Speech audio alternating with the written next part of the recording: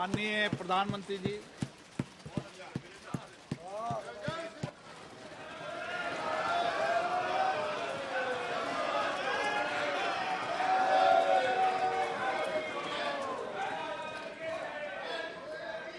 Please आपने बहिष्कार कर रखा है ना, तो आप जाइए प्लीज। ओके, प्लीज बैठ जाइए।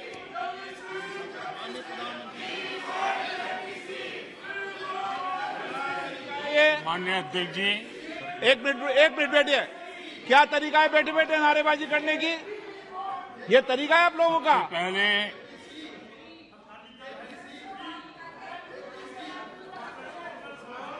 देखिए माननीय सदस्य, मैं पुनः आपको चेतावनी दे रहा हूं, नहीं तो मुझे नेम करना पड़ेगा आपको।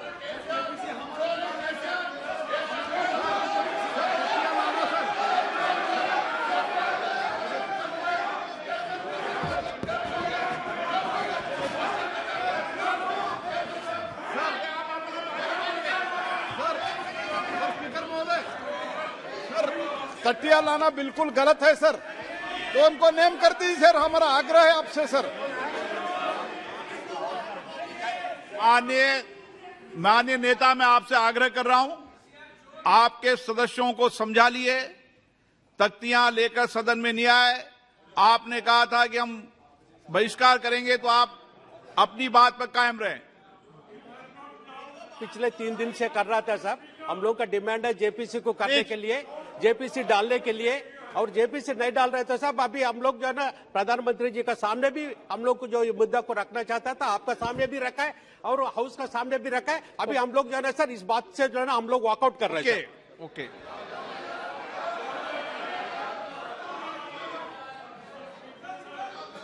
बैठ जाइए आप।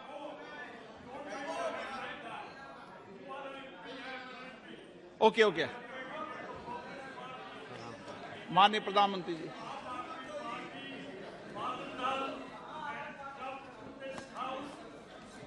आदरणीय अध्यक्ष जी, सबसे पहले बजट पे मैं राष्ट्रपति जी के अभिभाषण पर धन्यवाद करता हूं, और ये मेरा सौभाग्य रहा है कि मुझे पहले भी कई बार राष्ट्रपति जी के अभिभाषण पर धन्यवाद करने का अवसर मिला है।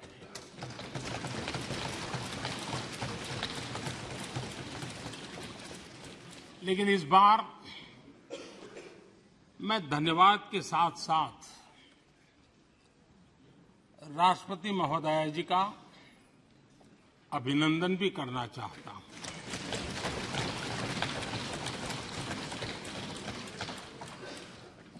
अपने विजनरी भाषण में राष्ट्रपति जी ने हम सबको और करोड़ों देशवासियों को मार्गदर्शन किया है। गणतंत्र के मुखिया के रूप में उनकी उपस्थिति ऐतिहासिक भी है और देश की कोटि कोटि बहन बेटियों के लिए बहुत बड़ा प्रेरणा का अवसर भी। आदरणीय राष्ट्रपति महोदया ने आदिवासी समाज का गौरव तो बढ़ाया ही है, लेकिन आज आजादी के इतने सालों के बाद आदिवासी समाज में जो गौरव की अनुभूति हो रही है, उनका जो आत्मविश्वास बढ़ा है,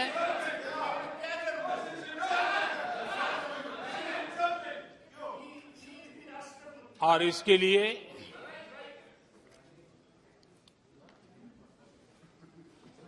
ये सदन भी और देश भी उनका आभारी हूं। राष्ट्रपति जी के भाषण में संकल्प से सिद्धि तक की यात्रा का बहुत बढ़िया तरीके से एक खाका खींचा गया। एक प्रकार से देश को अकाउंट भी दिया गया, इंस्पिरेशन भी दिया गया।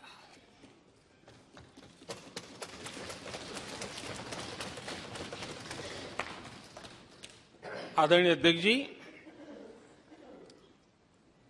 यहां पर सभी माननीय सदस्यों ने इस चर्चा में हिस्सा लिया। हर किसी ने अपने अपने आंकड़े दिए, अपने अपने तर्क दिए और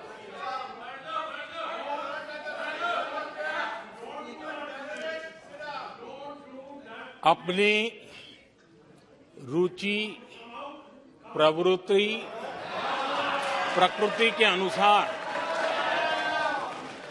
सबने अपनी बातें रखी और जब इन बातों को गौर से सुनते हैं, उसे समझने का जब प्रयास करते हैं, तो ये भी ध्यान में आता है कि किसकी कितनी क्षमता है, किसकी कितनी योग्यता है, किसकी कितनी समझ है और किसका क्या इरादा है।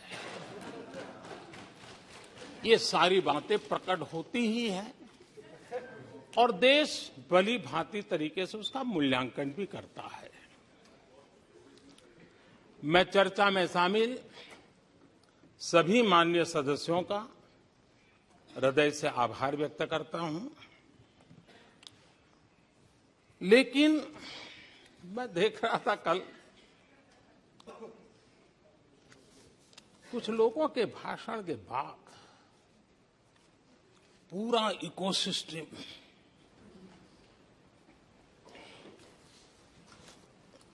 समर्थक उछल रहे थे और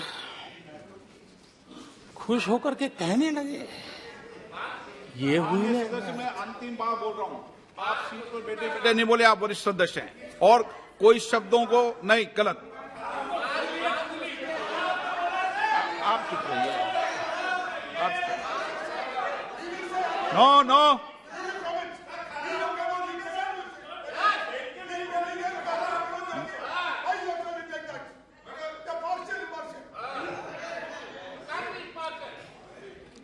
पूरा इकोसिस्टम उछल रहा था और कुछ लोग तो खुश होकर के कह रहे थे, ये हुई ना बात, बड़ा शायद नींद भी अच्छी आई होगी, शायद आज उठ भी नहीं पाए होंगे।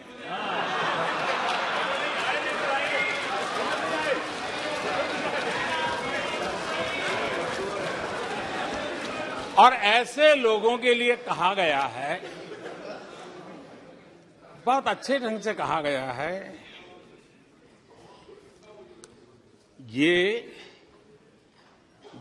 कह कह करके हम, ये कह कह कर हम दिल को बहला रहे हैं, ये कह कह के हम दिल को बहला रहे हैं। वो अब चल चुके हैं, वो अब चल चुके हैं, वो अब आ रहे हैं। माननीय अध्यक्ष जी, जब राष्ट्रपति जी का भाषण हो रहा था, कुछ लोग कन्नी भी काट गए और एक बड़े नेता महामहिम राष्ट्रपति जी का अपमान भी कर चुके हैं। जनजातीय समुदाय के प्रति, प्लीज प्लीज आपको पूरा नफरत भी मौका दिखाई प्लीज दी है प्लीज और हमारे जनजातीय समाज के प्रति उनकी सोच क्या है। देखिए, सदन सदन के तरीके से चलेगा। आप लोग बोले थे, सबने सुना था, कोई डिस्टर्बेंस नहीं हो। नो, गलत। लेकिन जब इस प्रकार की बातें टीवी के सामने कही गई तो भीतर पड़ा हुआ जो नफरत का भाव था, जो सच, वो बाहर आके ही रह गया। ये खुशी है। ठीक है, बाद में चिट्ठी लिख करके बचने की कोशिश तो की गई है। माननीय अध्यक्ष जी, जब राष्ट्रपति जी के भाषण पर चर्चा मैं सुन रहा था तो मुझे लगा कि बहुत सी बातों को मौन रह कर भी स्वीकार किया गया है। यानी एक प्रकार से सबके भाषण में सुनता था तब लगा कि राष्ट्रपति जी के भाषण के प्रति किसी को इतराज नहीं है, किसी ने उसकी आलोचना नहीं की। भाषण की हर बात, अब देखिए क्या कहा है राष्ट्रपति जी ने, मैं उन्हीं के शब्द कोट करता हूं। राष्ट्रपति जी ने अपने भाषण में कहा था, जो भारत कभी अपनी अधिकांश समस्याओं के समाधान के लिए दूसरों पर निर्भर था, वही आज दुनिया की समस्याओं के समाधान का माध्यम बन रहा है। राष्ट्रपति जी ने यह भी कहा था, जिन मूल सुविधाओं के लिए देश की एक बड़ी आबादी ने दशकों तक इंतजार किया, वे इन वर्षों में उसे मिली है। बड़े बड़े घोटालों, सरकारी योजनाओं में भ्रष्टाचार की जिन समस्याओं से देश मुक्ति चाहता था, वह मुक्ति अब देश को मिल रही है।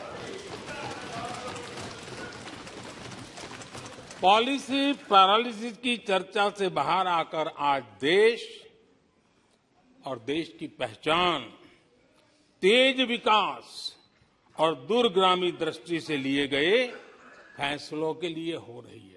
ये पैराग्राफ जो मैं पढ़ रहा हूं, वो राष्ट्रपति जी के भाषण के पैराग्राफ को मैं कोट कर रहा हूं। और मुझे आशंका थी कि ऐसी बातों पर यहां जरूर इतराज करने वाले तो कुछ लोग निकलेंगे, वो विरोध करेंगे कि ऐसा कैसे बोल सकते हैं राष्ट्रपति। लेकिन मुझे खुशी है, किसी ने विरोध नहीं किया, सबने स्वीकार किया, सबने स्वीकार किया। और माननीय अध्यक्ष जी, मैं 140 करोड़ देशवासियों का आभारी हूं कि सबके प्रयास के परिणाम आज इन सारी बातों को पूरे सदन में स्वीकृति मिली है। इससे बड़ा गौरव का विषय क्या हो सकता है। आदरणीय अध्यक्ष जी, सदन में हंसी मजाक, टीका टिप्पणी, नोक-झोंक, ये तो होता रहता है। लेकिन ये नहीं भूलना चाहिए कि आज राष्ट्र के रूप में गौरवपूर्ण अवसर हमारे सामने खड़े हैं। गौरव के क्षण हम जी रहे हैं। राष्ट्रपति जी के पूरे भाषण में जो बातें हैं, वो 140 करोड़ देशवासियों के सेलिब्रेशन का अवसर है। देश ने सेलिब्रेट किया है। माननीय अध्यक्ष जी, 100 साल में आई हुई ये भयंकर बीमारी, महामारी, दूसरी तरफ युद्ध की स्थिति, बटा हुआ विश्व, इस स्थिति में भी, इस संकट के माहौल में भी देश को जिस प्रकार से संभाला गया है, देश जिस प्रकार से संभला है, इससे पूरा देश आत्मविश्वास से भर रहा है, गौरव से भर रहा है। आदरणीय अध्यक्ष जी, चुनौतियों के बिना जीवन नहीं होता है, चुनौतियां तो आती हैं, लेकिन चुनौतियों से ज्यादा सामर्थ्यवान है 140 करोड़ देशवासियों का जज्बा। 140 करोड़ देशवासियों का सामर्थ्य चुनौतियों से भी ज्यादा मजबूत है, बड़ा है और सामर्थ्य से भरा हुआ है। इतनी बड़ी भयंकर महामारी, बटा हुआ विश्व, युद्ध के कारण हो रहे विनाश,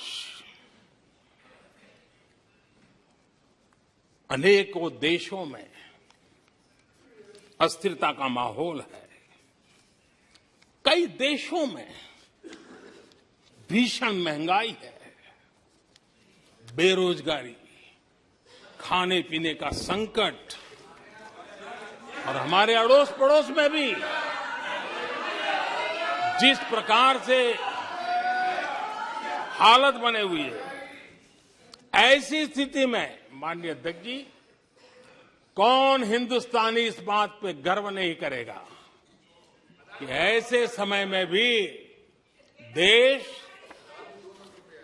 दुनिया की 5वीं बड़ी अर्थव्यवस्था बना है।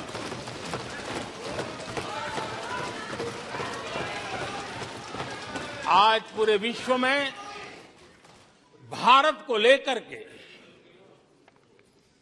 पॉजिटिविटी है, एक आशा है, भरोसा है। और माननीय अध्यक्ष जी, ये भी खुशी की बात है कि आज भारत को विश्व के समृद्ध देश ऐसे G20 समूह की अध्यक्षता का अवसर भी मिला। ये देश के लिए गर्व की बात है, ये देश के लिए गर्व की बात है, 140 करोड़ देशवासियों के लिए गौरव की बात है। लेकिन मुझे लगता है, पहले मुझे नहीं लगता था, लेकिन अभी लग रहा है शायद इससे भी कुछ लोगों को दुख हो रहा है। 140 करोड़ देशवासियों में किसी को दुख नहीं हो सकता है। वो आत्मनिरीक्षण करे, वो कौन लोग हैं जिसको इसका भी दुख हो रहा है। माननीय अध्यक्ष जी,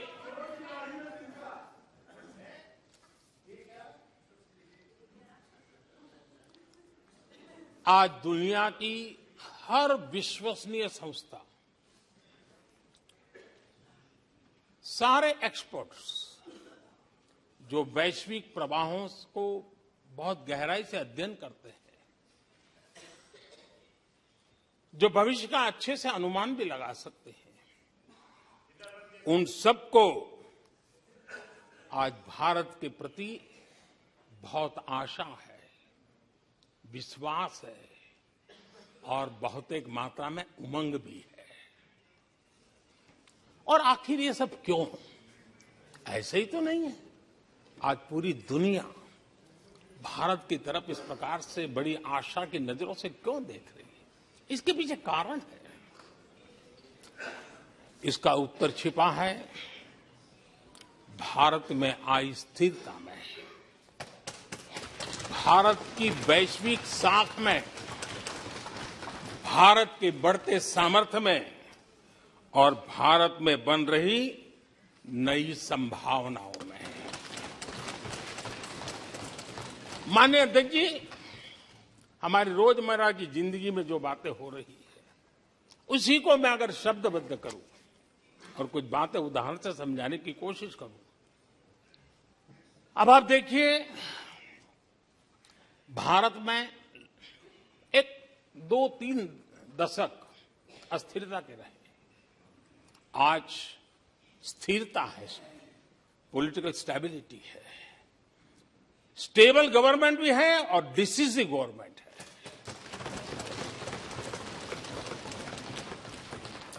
और उसका भरोसा स्वाभाविक होता है।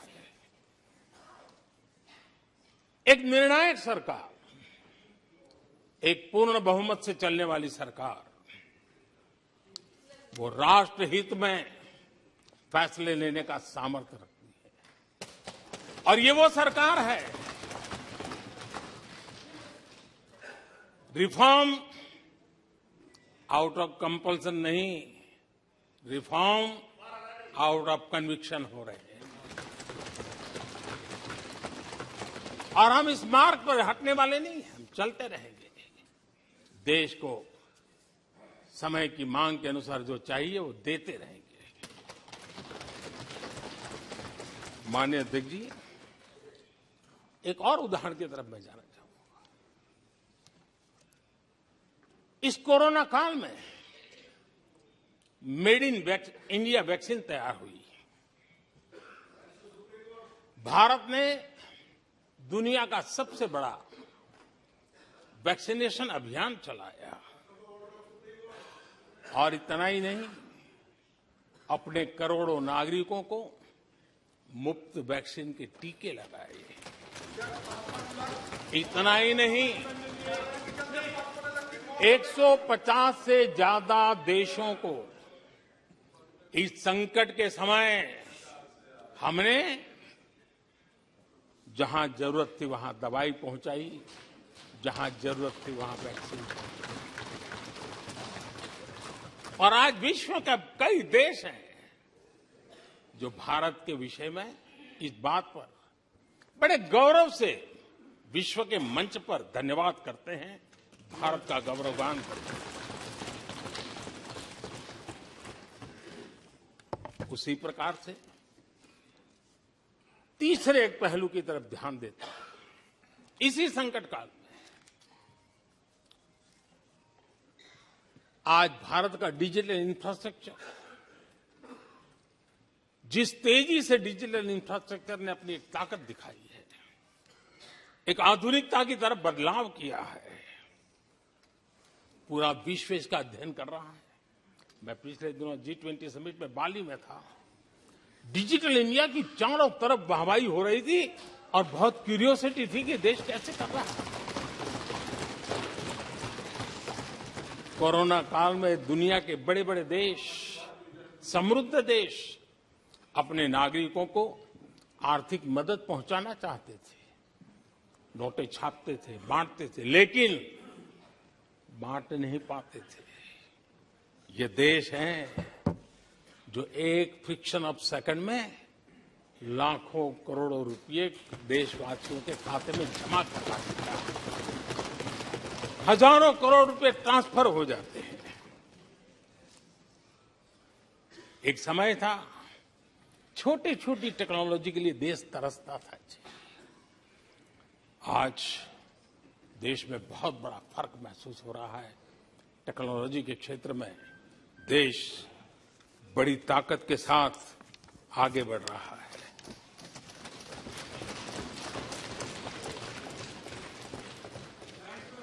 कोविन, दुनिया के लोग अपने वैक्सीनेशन का सर्टिफिकेट भी दे नहीं पाते जी।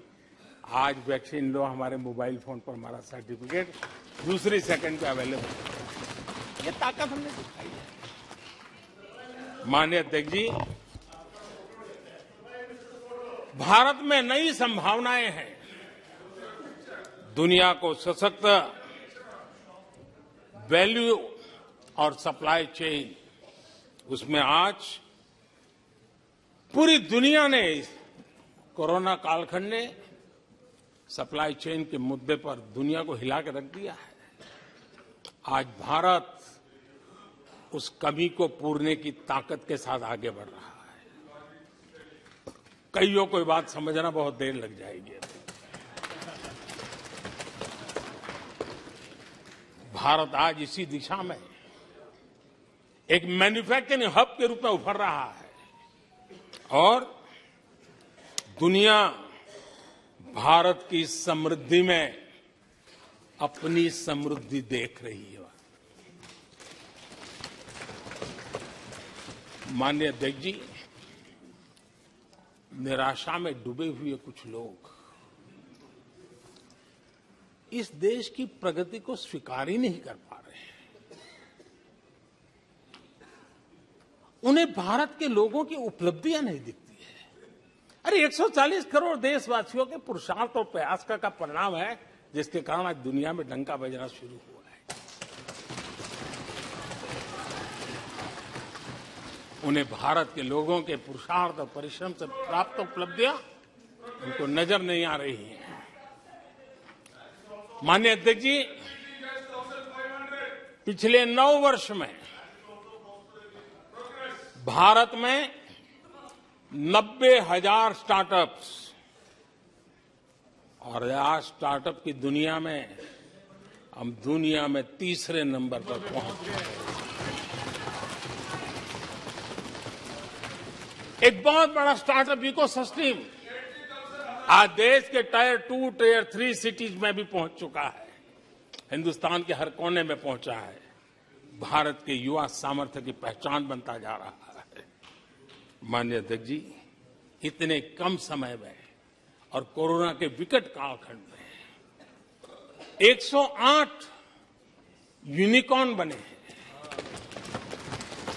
और एक यूनिकॉर्न का मतलब होता है उसकी वैल्यू 6-7 हजार करोड़ से ज्यादा होती है।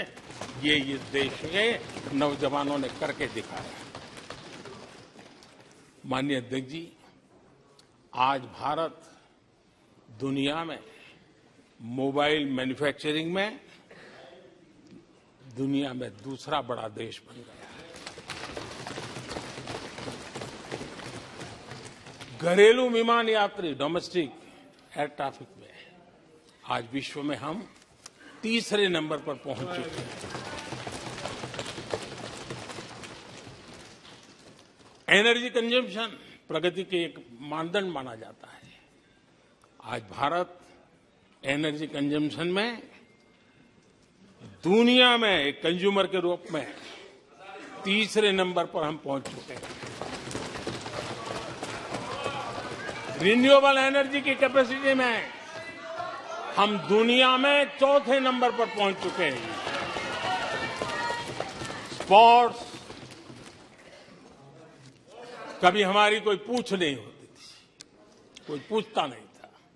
आज स्पोर्ट्स की दुनिया में हर स्तर पर भारत के खिलाड़ी अपना रुतबा दिखा रहे हैं, अपना सामर्थ्य दिखा रहे हैं।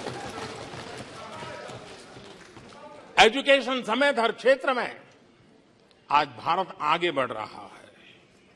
पहली बार, माननीय अध्यक्ष जी, गर्व होगा, पहली बार हायर एजुकेशन में एनरोलमेंट वालों की संख्या 4 करोड़ से ज्यादा हो गई। इतना ही नहीं, बेटियों की भी भागीदारी बराबर होती जा रही है।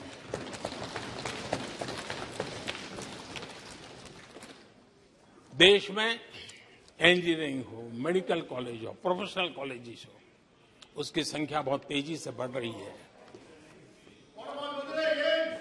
स्पोर्ट्स के अंदर भारत का परचम ओलंपिक हो, कॉमनवेल्थ हो, हर जगह पे हमारे बेटे, हमारी बेटियों ने शानदार प्रदर्शन किया है। माननीय अध्यक्ष जी, किसी भी भारतीय को ऐसी अनेक बातें मैं गिना सकता हूं। राष्ट्रपति जी ने अपने भाषण में कई बातें कही हैं। देश में हर स्तर पर, हर क्षेत्र में, हर सोच में आशा ही आशा नजर आ रही है।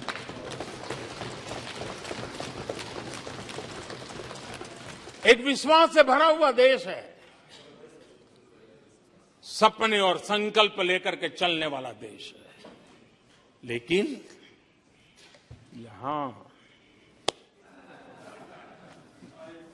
कुछ लोग ऐसे निराशा में डूबे हैं, ऐसे निराशा में डूबे हैं।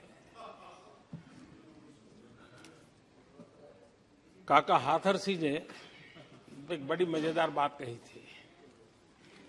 काका हाथरसी ने कहा था, आगा पीछा देखकर क्यों होते गमगीन, जैसी जिसकी भावना वैसा दिखे सीन।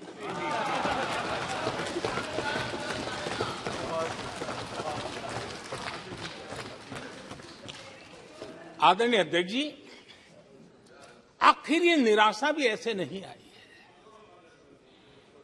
इसके पीछे कारण है। एक तो जनता का हुक्म, बार बार हुक्म, लेकिन साथ साथ इस निराशा के पीछे जो अंतर मन में पड़ी हुई चीज है, जो चैन से सोने नहीं देती है, और क्या है? पिछले 10 साल में 2014 के पहले 2004 से 14 भारत की अर्थव्यवस्था खस्ता हाल हो गई। निराशा नहीं होगी तो क्या होगा? 10 साल में महंगाई डबल डिजिट रही, और इसलिए कुछ अगर अच्छा होता है तो निराशा और उभर करके आती है। और जिन्होंने बेरोजगारी दूर करने के वादे किए थे,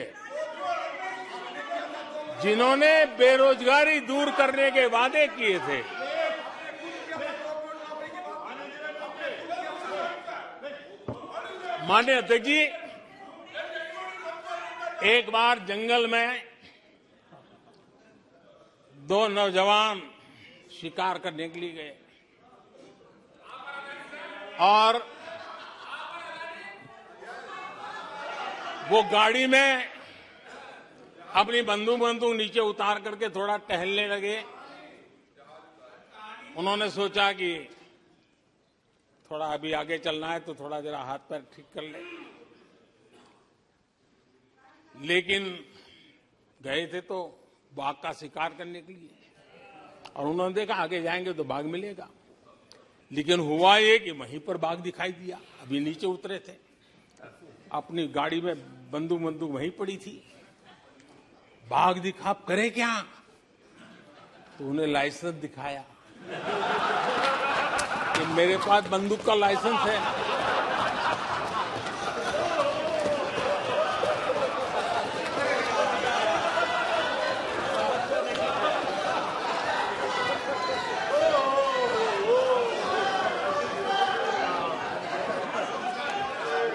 इन्होंने भी बेरोजगारी दूर करने के नाम पर एक कानून दिखाया, वो कानून बना दिया है। अरे देखो, कानून बना दिया है। ये इनके तरीके में पल्ला झाड़ दिया। 4 से 14 आजादी के इतिहास में सबसे घोटालों का दशक रहा, सबसे घोटाला।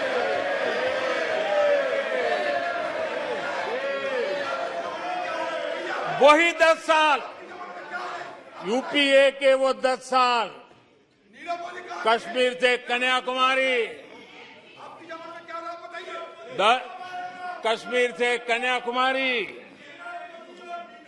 भारत के हर कोने में आतंकवादी हमलों का सिलसिला चलता रहा।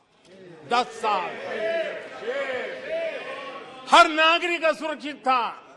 चारों तरफ यही सूचना रहती थी कि कोई अनजानी चीज को हाथ मत लगाना, अनजानी चीज से दूर रहना, वही खबरें रहती थी। 10 साल में जम्मू कश्मीर से लेकर नॉर्थ ईस्ट तक हिंसा ही हिंसा, देश उसका शिकार हो गया था। उस 10 साल में भारत की आवाज ग्लोबल प्लेटफॉर्म पर इतनी कमजोर थी कि दुनिया सुनने तक तैयार नहीं। आदरणीय अध्यक्ष जी, इनकी निराशा का कारण ये भी है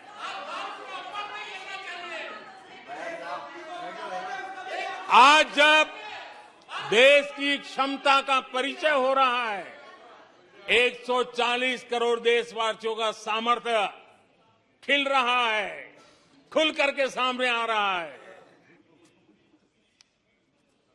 लेकिन देश का सामर्थ्य तो पहले भी था, लेकिन 4 से लेकर 14 तक इन्होंने वो अवसर गंवा दिया।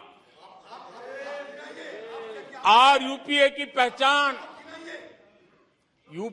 पहचान बन गई, हर मौके को मुसीबत में पलट दिया, हर मौके को मुसीबत में पलट दिया। जब टेक्नोलॉजी इंफॉर्मेशन का युग बड़ी तेजी से बढ़ रहा था, उछल रहा था, उसी समय ये 2G में फंसे रहे, मौका मुसीबत में। सिविल न्यूक्लियर डील हुआ, जब सिविल न्यूक्लियर डील की चर्चा थी, तब ये कैश फॉर वॉट में फंसे रहे। ये खेल चले। आदरणीय अध्यक्ष जी, 2010 में कॉमनवेल्थ गेम्स हुए, भारत को दुनिया के सामने भारत की युवा सामर्थ्य को प्रस्तुत करना एक बहुत बड़ा अवसर था, लेकिन फिर मौका मुसीबत में, और CWG घोटाले में पूरा देश दुनिया में बदनाम हो गया।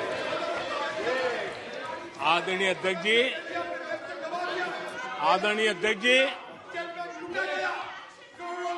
सदी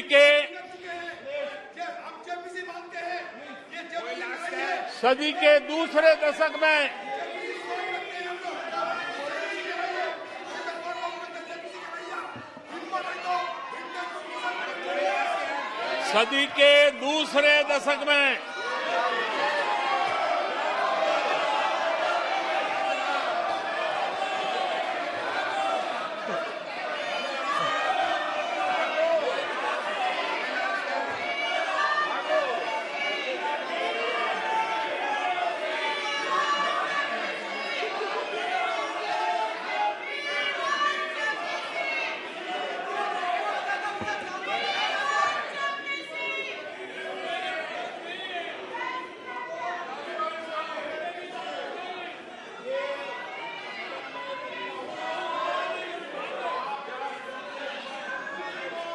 उचित नहीं है, ये संसदीय परंपराओं के अनुरूप नहीं है।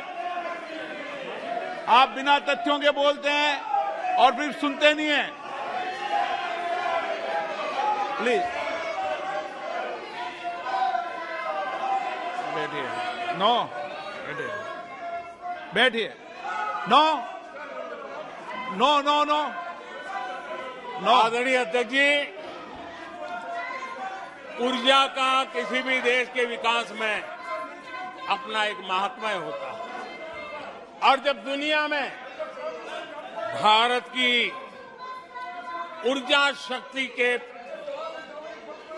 उभार की दिशा में चर्चा की जरूरत थी, इस सदी के दूसरे दशक में हिंदुस्तान की चर्चा ब्लैकआउट के नाते हुई। पूरे विश्व में ब्लैकआउट के वो दिन चर्चा के केंद्र में आ गए। कोयला घोटाला चर्चा में आ गया।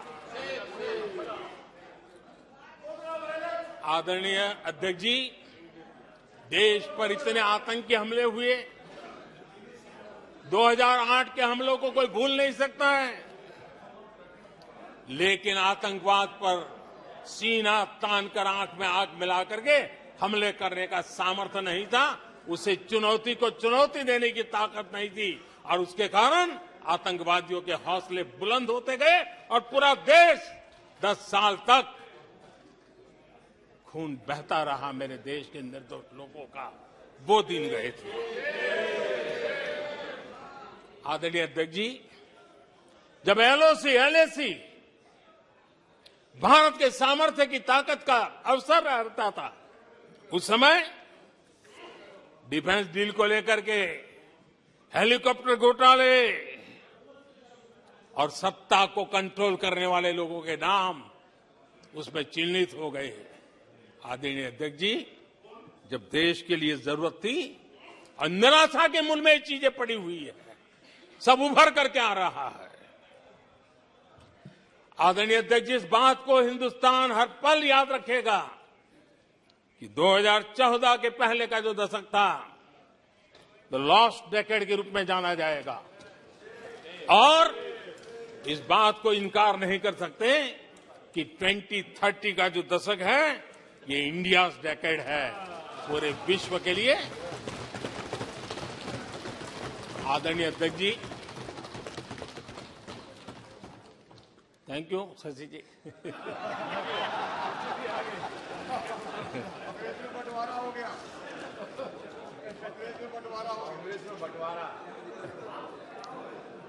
आदरणीय अध्यक्ष जी,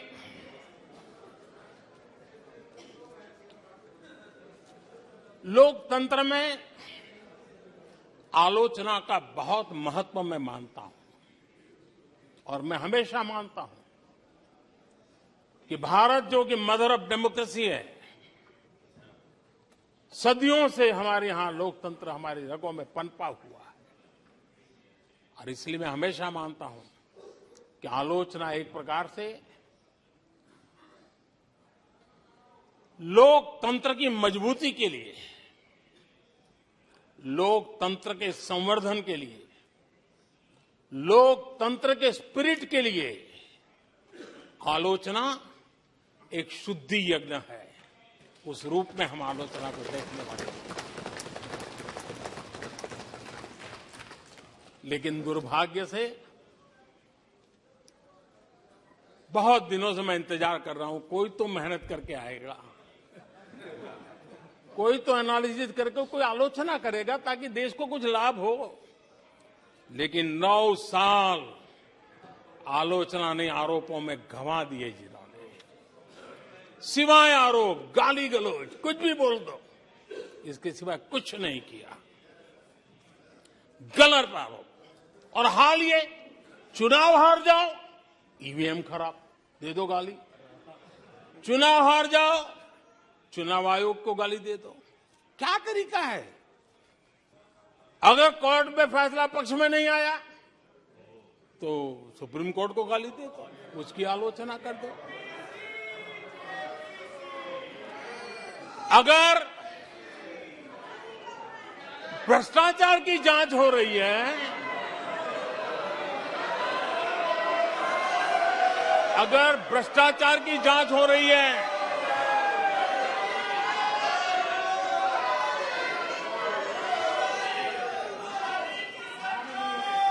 माननीय अध्यक्ष जी, अगर भ्रष्टाचार की जांच हो रही है तो जांच एजेंसियों को गाली दो। अगर सेना पराक्रम करे, सेना अपना शौर्य दिखाए और वो नैरेटिव देश के जन जन के अंदर एक नया विश्वास पैदा करे, तो सेना की आलोचना करो, सेना को गाली दो, सेना पर आरोप करो। कभी आर्थिक देश की प्रगति की खबरें आए, आर्थिक प्रगति की चर्चा हो, विश्व के सारे संस्थान भारत के आर्थिक गौरवगान करे, तो यहां से निकलो, आरबीआई को गाली दो, भारत के आर्थिक संस्थानों को गाली दो। आदरणीय अध्यक्ष जी, हमने 9 साल देखा है माननीय कंस्ट्रक्टिव क्रिटिसिज्म की जगह। माननीय आप सदन के नेता हैं, आप माननीय सदस्यों को समझा दें। लोकतंत्र के लिए जिसकी ये आवश्यकता है, संसदीय परंपरा के अनुरूप नहीं है कि बैठे बैठे बोलें। नो, गलत, नो, नो, आपने भी बोला है, गलत तरीका है ये। नो, बैठ जाइए, गलत तरीका है। ना, जब सदन के नेता बोल रहे हैं तो आपको मर्यादा से सुनना चाहिए। प्लीज बैठिए। माननीय प्रधानमंत्री जी। माननीय अध्यक्ष जी, पिछले 9 साल हमने देखा है कुछ लोगों की बैंकरप्सी को देखा है कि कंस्ट्रक्टिव क्रिटिसिज्म की जगह कंपल्सिव क्रिटिक्स ने ले ली है, और ये कंपल्सिव क्रिटिक्स इसी में डूबे हुए हैं, खोए हुए हैं। माननीय अध्यक्ष जी, सदन में भ्रष्टाचार की जांच करने वाली एजेंसियों के बारे में बहुत कुछ कहा गया, और मैंने देखा कि बहुत सारे विपक्ष के लोग इस विषय में सूर मिला रहे थे। मिले मेरा तेरा सूर।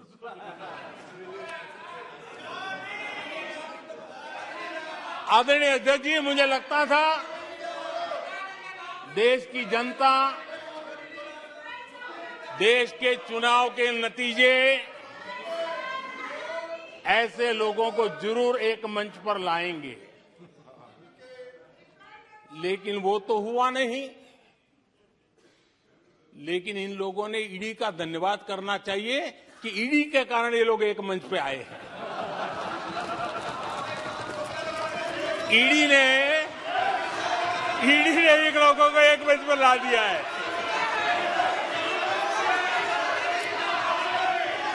और इसलिए जो काम देश के मतदाता नहीं कर पाए,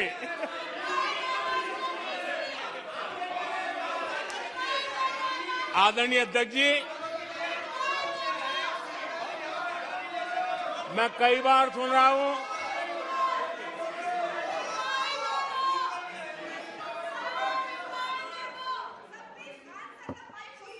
माननीय अध्यक्ष जी, मैं कई बार सुन रहा हूं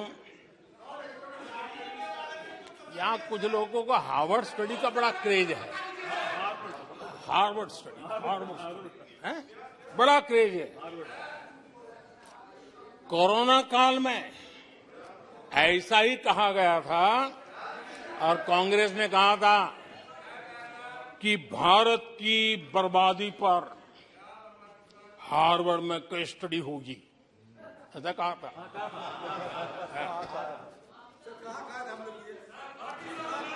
और कल फिर सदन में हार्वर्ड यूनिवर्सिटी में स्टडी की बात कल फिर हुई। लेकिन माननीय अध्यक्ष जी, बीते वर्षों में माननीय अध्यक्ष जी, बीते वर्षों में हार्वर्ड में एक बहुत बढ़िया स्टडी हुई है, बहुत इंपॉर्टेंट स्टडी हुई है। और उस स्टडी है, उसका टॉपिक क्या था मैं जरूर सदन को बताना चाहूंगा, और ये स्टडी हो चुकी है। स्टडी है the rise and decline of India's Congress party. ये स्टडी हो चुका है, और मुझे विश्वास है अध्यक्ष जी, मुझे विश्वास है भविष्य में कांग्रेस की बर्बादी पर सिर्फ हार्वर्ड नहीं, बड़े बड़े विश्वविद्यालयों में अध्ययन होना ही होना है, और डुबाने वाले लोगों पर भी होने वाला है। आदरणीय अध्यक्ष जी, मैं ऐसे लोगों के लिए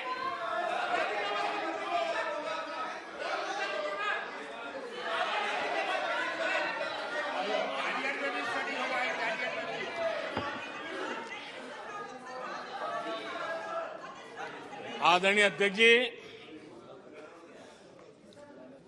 इस प्रकार के लोगों के लिए दुष्यंत कुमार ने बहुत बढ़िया बात कही है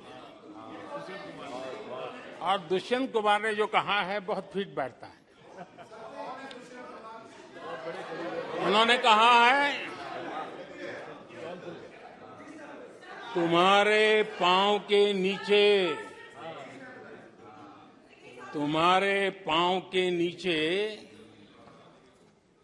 कोई जमीन नहीं, तुम्हारे पांव के नीचे कोई जमीन नहीं। कमाल ये है कि फिर भी तुम्हें यकीन नहीं।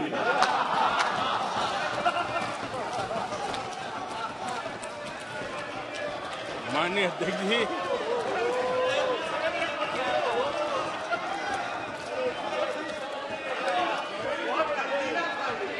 आदरणीय अध्यक्ष जी,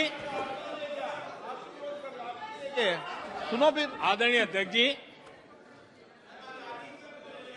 ये लोग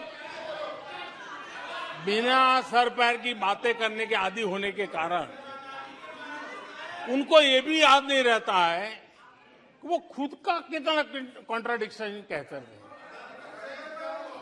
कभी एक बात, कभी दूसरी बात, कभी एक तरफ, कभी दूसरी तरफ। हो सकता है वो आत्मचिंतन करके खुद के अंदर जो विरोधाभास है उसको भी तो ठीक करेंगे। अब 2014 से ये लगातार कोस रहे हैं, हर मौके पर कोस रहे हैं, भारत कमजोर हो रहा है, भारत की कोई सुनने को तैयार नहीं है, भारत की दुनिया में कोई वजूद नहीं रहा, न जाने क्या क्या कहा। और अब क्या कह रहे हैं? अब कह रहे हैं कि भारत इतना मजबूत हो गया है कि दूसरे देशों को दबकाकर फैसले करवा रहा है।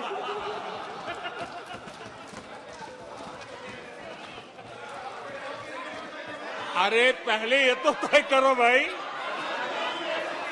कि भारत कमजोर हुआ है कि मजबूत हुआ है। माननीय अध्यक्ष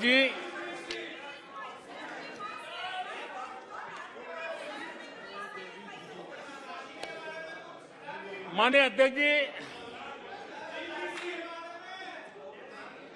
कोई भी जीवंत संगठन होता है,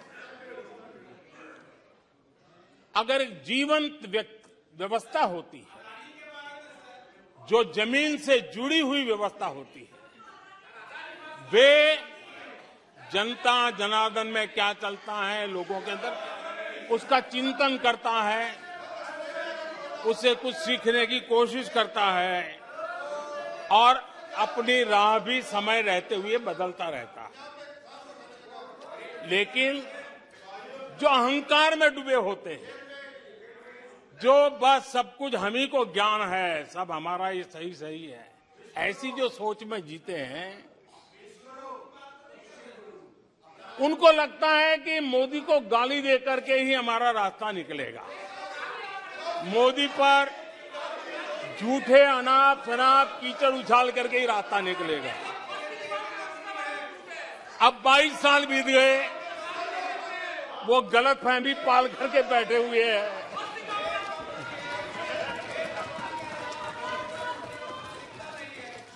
आदरणीय अध्यक्ष जी, मोदी पे भरोसा अखबार की सुर्खियों से पैदा नहीं हुआ है। मोदी पे ये भरोसा टीवी पर चमकते चेहरों से नहीं हुआ है। जीवन खपा दिया है, पल पल खपा दी है, देश के लोगों के लिए खपा दी है, देश के उज्जवल भविष्य के लिए खपा दी है।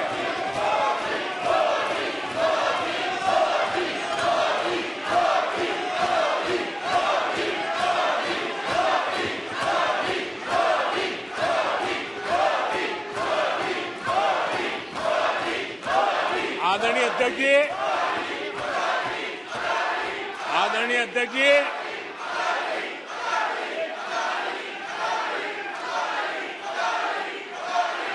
आदरणीय अध्यक्ष जी,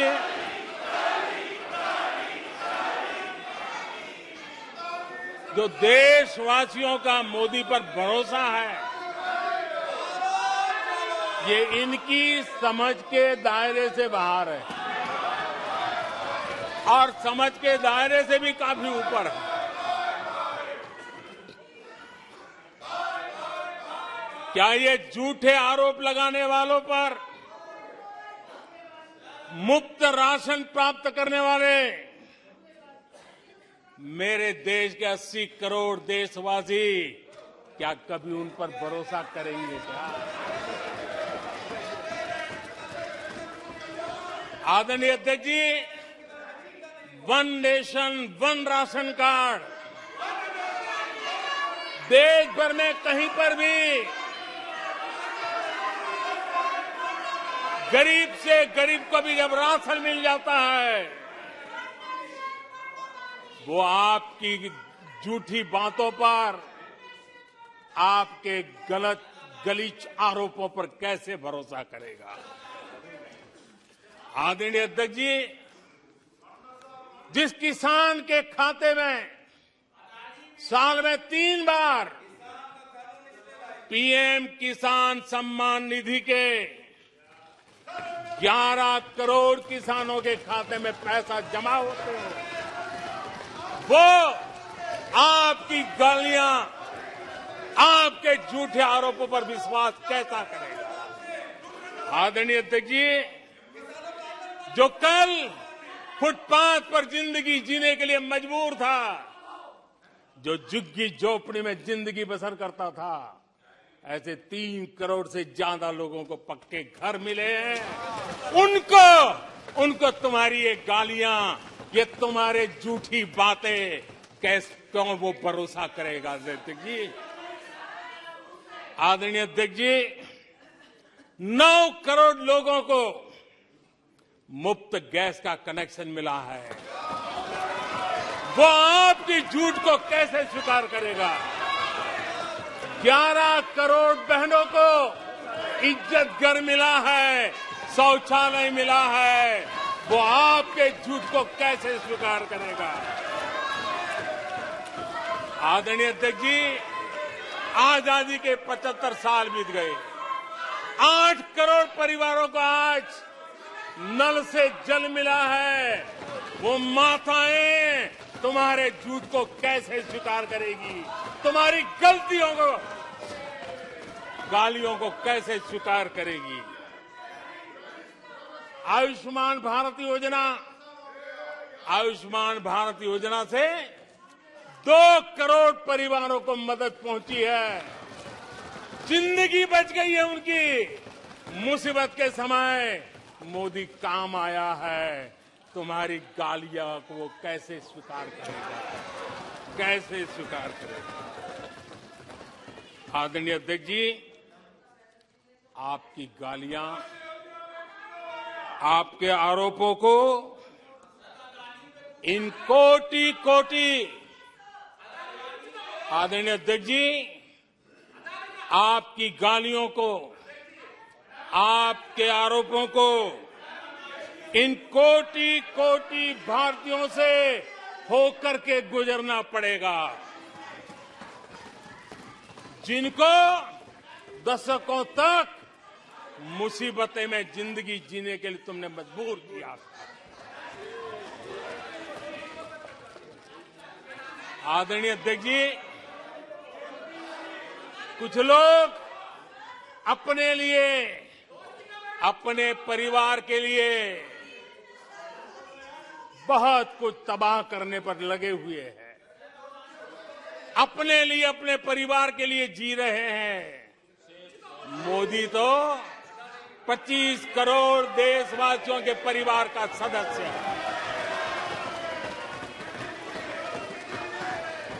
आदरणीय अध्यक्ष जी, 140 करोड़ देशवासियों के आशीर्वाद, ये मेरा सबसे बड़ा सुरक्षा कवच है, और गालियों के शस्त्र से, झूठ के शस्त्रास्त्रों से इस सुरक्षा कवच को कभी तुम भेद नहीं सकते हो। वो विश्वास का सुरक्षा कवच है। और इन शस्त्रों से तुम कभी भेद नहीं सकते हो। आदरणीय अध्यक्ष जी,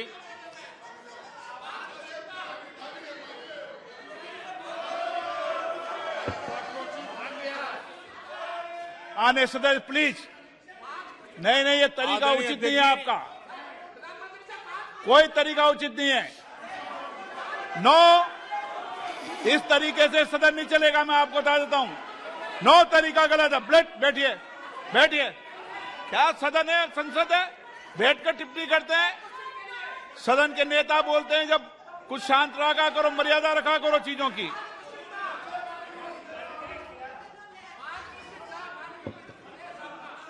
आदरणीय अध्यक्ष जी, हमारी सरकार कुछ बातों के लिए प्रतिबद्ध है। समाज के वंचित वर्ग को वरीयता, उस संकल्प को लेकर के हम जी रहे हैं, उस संकल्प को लेकर के चल रहे हैं। दशकों तक दलित, पिछड़े, आदिवासी जिस हालत में उनको छोड़ दिया गया था, वो सुधार नहीं आया जो संविधान निर्माताओं ने सोचा था, जो संविधान निर्माताओं ने निर्दिष्ट किया था। 2014 के बाद गरीब कल्याण योजनाओं का सर्वाधिक लाभ मेरे इन्हीं परिवारों को मिला है। दलित, पिछड़ों, आदिवासी की बस्तियों में पहली बार, मानिए थे कि पहली बार बिजली पहुंची है। मीलों तक पानी के लिए जाना पड़ता था, पहली बार नल से जल पहुंच रहा है, इन परिवारों में पहुंच रहा है। माननीय अध्यक्ष जी, अनेक परिवार, कोटि कोटि परिवार पहली बार पक्के घर में आज जा पाए हैं, वहां रह पाए हैं। आदरणीय अध्यक्ष जी, जो बस्तियां आपने छोड़ दी थी, आपके लिए चुनाव के समय ही जिसकी याद आती थी, आज सड़क हो, बिजली हो, पानी हो, इतना ही नहीं 4G कनेक्टिविटी भी वहां पहुंच रही है। आदरणीय अध्यक्ष जी, पूरा देश गौरव कर रहा है। आज एक आदिवासी राष्ट्रपति के रूप में जब देखते हैं, पूरा देश गौरवगान कर रहा है। आज देश में आदि जाति समूह के नर नारी, जिन्होंने मातृभूमि के लिए जीवन तर्पण कर दिए, आजादी के जंग का नेतृत्व किया, उनका पुण्य स्मरण आज हो रहा है और हमारे आदिवासियों का गौरव दिवस मनाया जा रहा है। और हमें गर्व है कि ऐसी महान हमारे आदिवासी परंपरा के प्रतिनिधि के रूप में एक महिला देश का नेतृत्व कर रही है, राष्ट्रपति के रूप में काम कर रही है। हमने उनका हक दिया है। आदरणीय जी,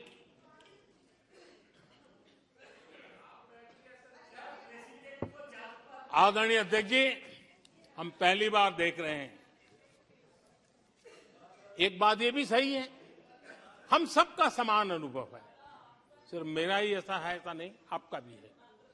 हम सब जानते हैं कि जब मां सशक्त होती है तो पूरा परिवार सशक्त होता है। जब मां सशक्त होती है तो परिवार सशक्त होता है, परिवार सशक्त होता है तो समाज सशक्त होता है, और तभी जाकर के देश सशक्त होता है। और मुझे संतोष है कि माताएं, बहनों, बेटियों को सबसे ज्यादा सेवा करने का सौभाग्य हमारी सरकार को मिला है।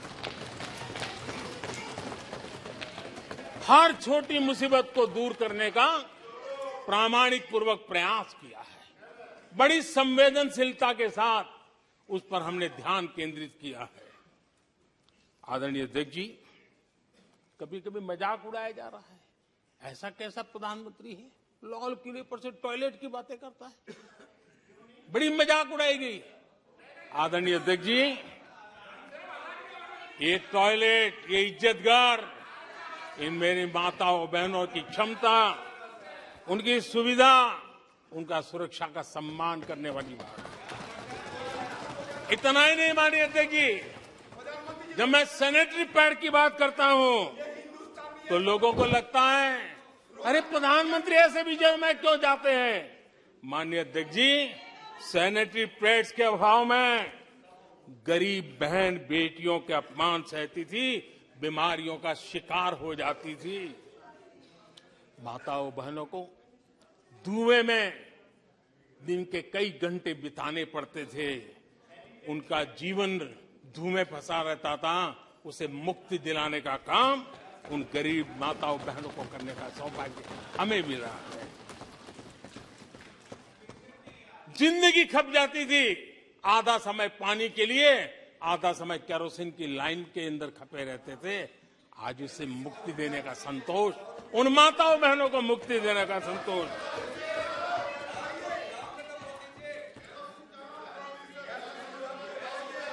माननीय अध्यक्ष जी, जो पहले चलता था, अगर वैसा ही हम चलने देते, शायद कोई हमें सवाल भी नहीं पूछता कि मोदी जी ये क्यों नहीं किया, वो क्यों नहीं किया, क्योंकि देश को आपने ऐसी स्थिति में ला दिया था कि इससे बाहर निकल ही नहीं सकता था। वैसी निराशा में देश को झोंक कर रखा हुआ था। हमने उज्ज्वला योजना से धुएं से मुक्ति दिलाई, जल जीवन से पानी दिया, बहनों के सशक्तिकरण के लिए काम किया। 9 करोड़ बहनों को सेल्फ हेल्प ग्रुप, स्वयं सहायता समूह से जोड़ना, माइनिंग से लेकर के डिफेंस तक, आज माताओं बहनों को, बेटियों को अवसर खोल दिए हैं। ये खोलने का काम हमारी सरकार ने किया है। आदरणीय अध्यक्ष जी, इस बात को हम याद करें, वोट बैंक की राजनीति ने देश के सामर्थ्य को कभी कभी बहुत बड़ा गहरा धक्का पहुंचाया है, और उसी का परिणाम है कि देश में जो होना चाहिए, जो समय पे होना चाहिए था, उसमें काफी देर हो गई। आप देखिए, मध्यम वर्ग, लंबे समय तक मध्यम वर्ग को पूरी तरह नकार दिया गया, उसकी तरफ देखा तक नहीं गया। एक प्रकार से वो मान के चला कि हमारा कोई नहीं, अपने ही बलबूते पर जो हो सकता है करते चलो। वो अपनी पूरी शक्ति बेचारा खपा देता था। लेकिन हमारी सरकार, एनडीए सरकार ने मध्यम वर्ग की ईमानदारी को पहचाना है, उन्हें सुरक्षा प्रदान की है, और आज हमारा परिश्रमी मध्यम वर्ग देश को नई ऊंचाई पर ले जा रहा है। सरकार के विभिन्न योजनाओं से मध्यम वर्ग को कितना लाभ हुआ है, माननीय अध्यक्ष जी, मैं उदाहरण देता हूं। 2014 से पहले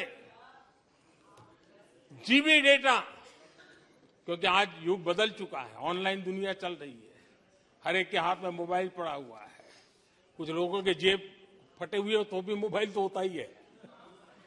आदरणीय अध्यक्ष जी, 2014 के पहले जीबी डेटा की कीमत 250 रुपया थी, आज सिर्फ 10 रुपया, आज सिर्फ 10 रुपया। आदरणीय अध्यक्ष जी, एवरेज हमारे देश में एक नागरिक एवरेज 20 जीबी का उपयोग करता है।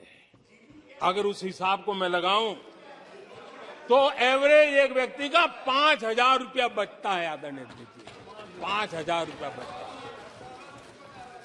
आदरणीय अध्यक्ष जी, जन औषधि स्टोर आज पूरे देश में आकर्षण का कारण बने हैं, क्योंकि मध्यम वर्ग का परिवार, उसको अगर परिवार में सीनियर सिटीजन है, डायबिटीज जैसी बीमारी है, तो 1,000, 2,000, 2,500, 3,000 की दवाई हर महीना लेनी पड़ती है। जन औषधि केंद्र में जो दवाई बाजार में 100 रुपए में मिलती है, जन औषधि में 10 रुपए 20 रुपए में मिलती है, आज 20,000 करोड़ रुपया मध्यम वर्ग का जन औषधि के कारण बचा है। माननीय अध्यक्ष जी, हर मध्यम वर्गीय परिवार की एक सपना रहता है खुद का घर बने, और अर्बन इलाके में होम लोन के लिए बड़ी व्यवस्था करने का काम हमने किया, और रेरा का कानून बनाने के कारण जो कभी इस प्रकार के तत्व मध्यम वर्ग की मेहनत की कमाई को सालों तक डुबो कर रख देते थे, उसमें से मुक्ति दिला करके उसको एक नया विश्वास देने का काम हमने किया, और उसके कारण खुद का घर बनाने की उसकी सहूलियत बढ़ गई है। आदरणीय अध्यक्ष जी, हर मध्यम वर्गीय परिवार को अपने बच्चों के भविष्य के लिए, उसके उच्च शिक्षा के लिए उसके मन में एक रहता है, मंसूबा रहता है। वो चाहता है आज जितनी मात्रा में मेडिकल कॉलेजेस हो, इंजीनियरिंग कॉलेज हो, प्रोफेशनल कॉलेजों की संख्या बढ़ाई गई है, सीटें बढ़ाई गई हैं, उसने मध्यम वर्ग के एस्पिरेशन को बहुत उत्तम तरीके से एड्रेस किया है। उसको विश्वास होने लगा है कि उनके बच्चों का उज्जवल भविष्य निर्धारित है। आदरणीय अध्यक्ष जी, देश को आगे बढ़ाना है तो भारत को आधुनिकता की तरफ गए बिना कोई चारा नहीं, और समय की मांग है कि अब समय नहीं गंवा सकते, और इसलिए हमने इंफ्रास्ट्रक्चर की तरफ बहुत बड़ा ध्यान दिया है। और ये भी माने स्वीकार होगा, भारत की एक जमाने में पहचान थी गुलामी के कालखंड के पहले। गुलामी के कालखंड के पहले ये देश आर्किटेक्चर के लिए, इंफ्रास्ट्रक्चर के लिए दुनिया में उसकी एक ताकत थी, पहचान थी। गुलामी के कालखंड में सारा नष्ट हो गया। देश आजाद होने के बाद वो दिन दोबारा में आएगा ऐसी आशा थी, लेकिन वो भी समय बीत गया। जो होना चाहिए था, जिस गति से होना चाहिए, जिस स्केल से होना चाहिए था, वो हम नहीं कर पाए। आज उसमें बहुत बड़ा बदलाव इस दशक में देखा जा रहा है। सड़क हो, समुद्री मार्ग हो, व्यापार हो, वाटरवेज हो, हर क्षेत्र में आज इंफ्रास्ट्रक्चर का कायाकल्प देख रहा है। हाईवे पर रिकॉर्ड निवेश हो रहा है। माननीय अध्यक्ष जी, दुनिया भर में आज चौड़ी सड़कों की बात होती थी, भारत में चौड़ी सड़कें, हाईवे, एक्सप्रेसवे आज देश की नई पीढ़ी देख रही है। भारत में वैश्विक स्तर के अच्छे हाईवे, एक्सप्रेस दिखे, इस दिशा में हमारा काम है। पहले रेलवे इंफ्रास्ट्रक्चर अंग्रेजों ने जो देकर के गए, उसी पर भी हम बैठे रहे, उसी को हमने अच्छा मान लिया, गाड़ी चलती थी। आदरणीय अध्यक्ष जी, वो समय था, आदरणीय अध्यक्ष जी, जो समय था, जिस प्रकार से अंग्रेजों छोड़ करके गए थे, उसी भाव में जीते रहे। और रेलवे की पहचान क्या बन गई थी? रेलवे यानी धक्का मुक्की, रेलवे यानी एक्सीडेंट, रेलवे यानी लेट लतीफ। यही यानी एक स्थिति थी, लेट लतीफ में एक कहावत बनी गई थी, रेलवे यानी लेट लतीफी। एक समय था हर महीने एक्सीडेंट होने वाली घटनाएं बार बार आती थी।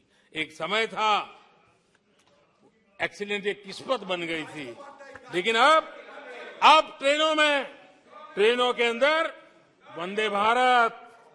वंदे भारत की मांग, हर एमपी चिट्ठी लिखता है, मेरे यहां वंदे भारत चालू करो। आज रेलवे स्टेशनों का कायाकल्प हो रहा है, आज एयरपोर्ट का कायाकल्प हो रहा है। 70 साल में 70 एयरपोर्ट, 70 साल में 70 एयरपोर्ट, 9 साल में 70 एयरपोर्ट। देश में वाटरवेज भी बन रहा है। आज वाटरवेज पर ट्रांसपोर्टेशन हो रहा है। आदरणीय अध्यक्ष जी, देश आधुनिकता की तरफ बढ़े, इसके लिए आधुनिक इंफ्रास्ट्रक्चर को बल देते हुए, आदरणीय अध्यक्ष जी, मैंने जीवन में, सार्वजनिक जीवन में 4-5 दशक मुझे हो गए, और मैं हिंदुस्तान के गांवों से गुजरा हुआ इंसान 4-5 दशक तक उसमें से एक लंबा कालखंड परिव्राजक के रूप में बिताया है।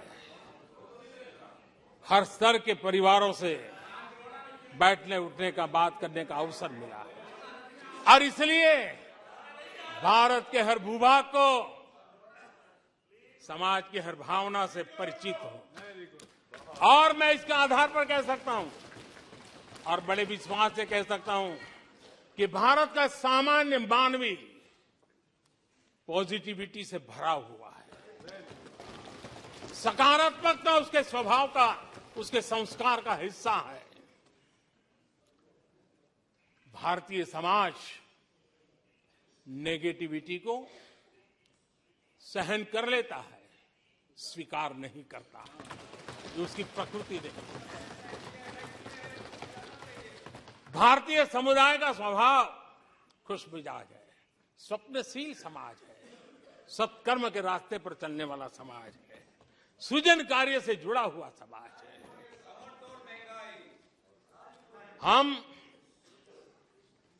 मैं आज कहना चाहूंगा, जो लोग सपने लेकर के बैठे हैं कि कभी यहां बैठते थे फिर कभी मौका मिलेगा, ऐसे लोग जरा 50 बार सोचें, अपने तौर तरीकों पर जरा पुनर्विचार करें। लोकतंत्र में आपको भी आत्मचिंतन करने की आवश्यकता है। आधार आज डिजिटल लेन देन का सबसे बड़ा महत्वपूर्ण अंग बन गया। आपने उसको भी निराधार करके रख दिया था, अब उसके भी पीछे पड़ गए थे। उसको भी रोकने के लिए कोर्ट कचहरी तक को छोड़ा नहीं था। जीएसटी को न जाने क्या क्या कह दिया गया, पता नहीं। लेकिन आज हिंदुस्तान की अर्थव्यवस्था को और सामान्य मानवी को जीवन सुगम बनाने में जीएसटी ने एक बहुत बड़ी भूमिका अदा की। वो जमा एचएएल को कितनी गालियां दी गई, किस प्रकार से बड़े बड़े फोरम का मिसयूज किया गया। आज एशिया का सबसे बड़ा हेलीकॉप्टर बनाने वाला हब बन चुका है, जहां से तेजस हवाई जहाज सैकड़ों की संख्या में बन रहे हैं। भारतीय सेना के हजारों करोड़ रुपए का ऑर्डर आज एचएएल के पास है। भारत के अंदर आज वाइब्रेंट डिफेंस इंडस्ट्री आगे आ रही है। आज भारत डिफेंस एक्सपोर्ट करने लगा है। माननीय अध्यक्ष जी, हिंदुस्तान के हर नौजवान को गर्व होता है। निराशा में डूबे हुए लोगों से अपेक्षा नहीं है। आदरणीय अध्यक्ष जी, आप जानते हैं भली भांति, समय सिद्ध कर रहा है। जो कभी यहां बैठते थे वो वहां जाने के बाद भी फेल हुए हैं। वहां जाने के बाद भी फेल हुए हैं और देश पास होता जा रहा है, डिस्टिंक्शन पे जा रहा है। और इसलिए समय की मांग है कि आज निराशा में डूबे हुए लोग थोड़ा स्वस्थ मन रख के आत्मचिंतन करें। आदरणीय अध्यक्ष जी, यहां जम्मू कश्मीर की भी चर्चा हुई, जम्मू कश्मीर की भी चर्चा हुई। और जो अभी अभी जम्मू कश्मीर घूम करके आए, उन्होंने देखा होगा कितने आन बान शान के साथ आप जम्मू कश्मीर में जा सकते, घूम सकते, फिर सकते। आदरणीय अध्यक्ष जी, पिछली शताब्दी के उत्तरार्ध में, आदरणीय अध्यक्ष जी, पिछली शताब्दी के उत्तरार्ध में मैं भी जम्मू कश्मीर में यात्रा लेके गया था और लाल चौक में तिरंगा फहराने का संकल्प लेकर के चला था। और तब आतंकवादियों ने पोस्टर लगाए थे, आतंकवादियों ने पोस्टर लगाए थे उस समय, और कहा था कि देखते हैं किसने अपनी मां का दूध पिया है जो लाल चौक में आके तिरंगा फहराता है। पोस्टर लगे थे। और उस दिन वो 24 जनवरी थी, मैंने जम्मू के अंदर बड़ी सभा में कहा था, अध्यक्ष जी, मैं पिछली शताब्दी की बात कर रहा हूं। और तब मैंने कहा था आतंकवादी कान खोल करके सुन ले। उस दिन मैंने कहा था आतंकवादी कान खोल करके सुन ले। 26 जनवरी को ठीक 11 बजे मैं लाल चौक पहुंचूंगा, बिना सिक्योरिटी आऊंगा, बुलेट प्रूफ जैकेट के बिना आऊंगा और फैसला लाल चौक में होगा किसने अपनी मां का दूध पिया।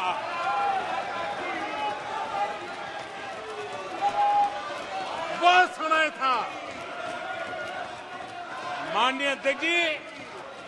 और जब श्रीनगर के लाल चौक में तिरंगा फहराया, उसके बाद मैंने मीडिया के लोग पूछने लगे। मैंने कहा था कि आमतौर पर तो 15 अगस्त और 26 जनवरी को जब भारत का तिरंगा लहराता है तो भारत के आयुध, भारत के बारूद सलामी देते हैं, आवाज करके देते हैं।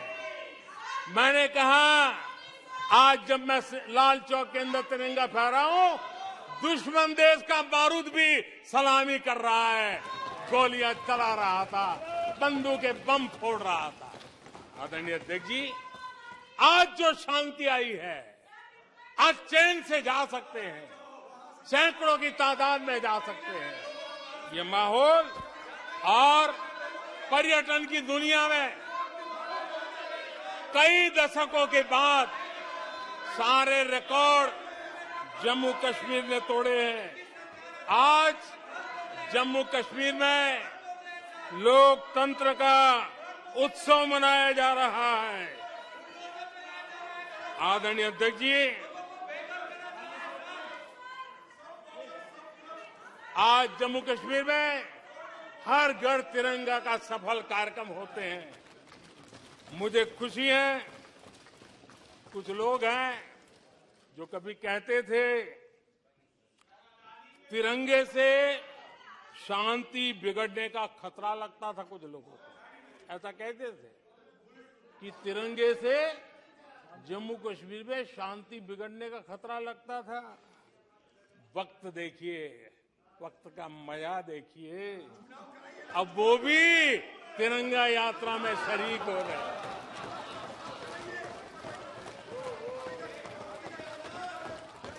और आदरणीय अध्यक्ष जी, अखबारों में एक खबर आई थी जिसकी तरफ ध्यान नहीं गया होगा। आदरणीय अध्यक्ष जी, उसी समय अखबारों में एक खबर आई थी क्योंकि लोग टीवी में चमकने की कोशिश में लगे थे, लेकिन उसी समय श्रीनगर के अंदर दशकों बाद थिएटर हाउसफुल चल रहे थे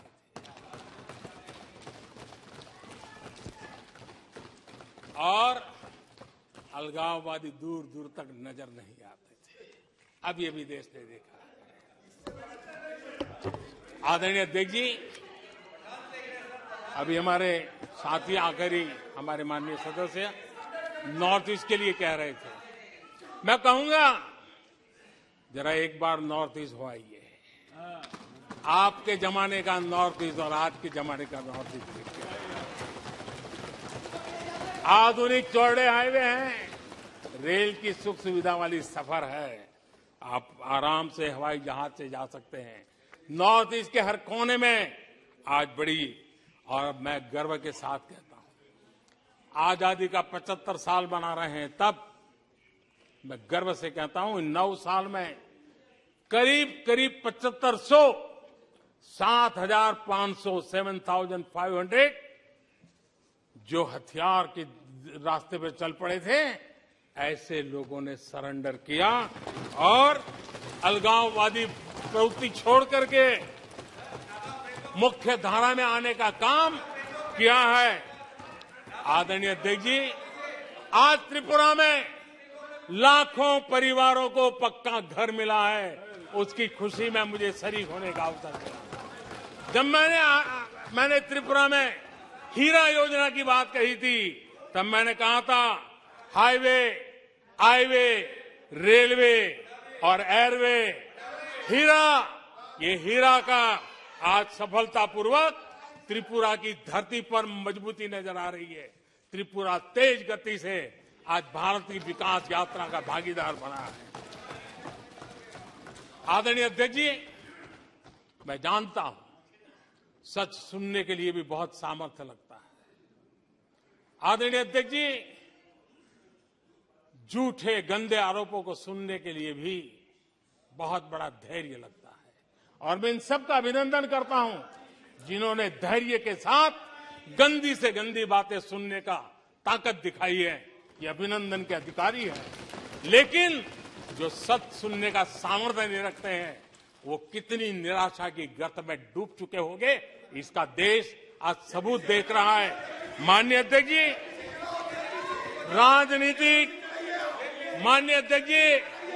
राजनीतिक मतभेद हो सकते हैं, विचारधाराओं में मतभेद हो सकते हैं, लेकिन ये देश अजरा अमर है। आओ हम चल पड़े 2047 आजादी के 100 साल मनाएंगे, एक विकसित भारत बना के रहेंगे, एक सपना लेकर के चले, एक संकल्प लेकर के चले, पूरे सामर्थ्य के साथ चले। और जो लोग बार बार गांधी के नाम पर रोटी खिलाते हैं, उनको मैं कहना चाहता हूं, एक बार गांधी को पढ़ ले, एक बार महात्मा गांधी को पढ़े। महात्मा गांधी ने कहा था, अगर आप अपने कर्तव्यों को पालन करोगे तो दूसरे के अधिकारों की रक्षा उसमें निहित है। आज कर्तव्य और अधिकार के बीच में भी लड़ाई देख रहे हैं। ऐसी नासमझी शायद देश ने पहली बार देखी होगी। और इसलिए माननीय अध्यक्ष जी, मैं फिर एक बार आदरणीय राष्ट्रपति जी को अभिनंदन करता हूं, राष्ट्रपति जी का धन्यवाद करता हूं। और देश आज यहां से एक नए उमंग, नए विश्वास, नए संकल्प के साथ चल पड़ा है। बहुत बहुत धन्यवाद। धन्यवाद। प्रस्ताव पर सदस्यों के अनेक संशोधन प्रस्तुत प्रस्ताव किए गए। सभा की सहमति हो तो